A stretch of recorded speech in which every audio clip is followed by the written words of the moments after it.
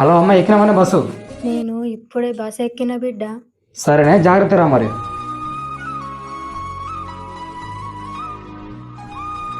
పాపం మా అమ్మ ఎంతో వస్తుంది ఇక్కడికి వచ్చిన బాధపడుతుంది.